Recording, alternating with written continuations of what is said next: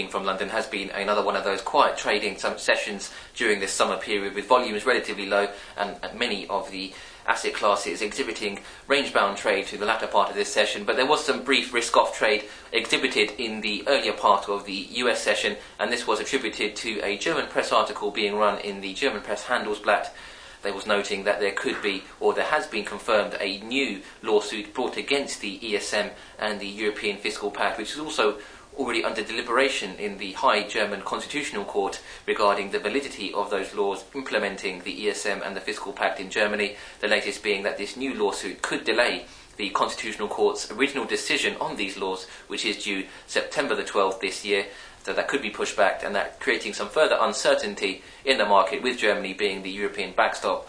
We did see the DAX future break some stocks below that 69 mark, and a very lengthy pullback in WTI and Brent crude futures, also in some of the risky asset classes, just seeing some downside before stabilising around the lower levels as we headed towards the European cash equity close.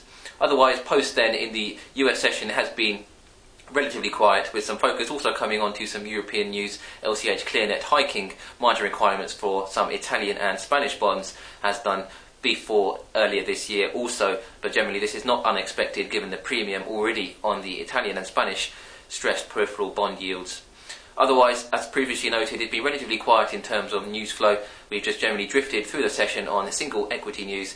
Worth noting that eBay did see some upside following some news that out of one of the research firms that they had increased their market share in the e-commerce space, and we did see some relief rally for eBay shares. Otherwise, tech stocks in general had performed relatively well, with Google coming back towards that $659 per share mark, which was the April high this year.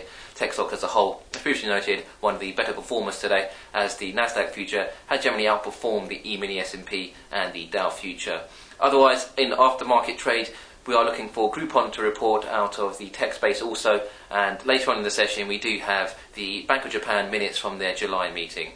Otherwise, that's enough from me. Hope you've had a good trading day, and we'll join you bright and early tomorrow morning in terms of videos, but we do note that we do have the overnight session also. Thank you.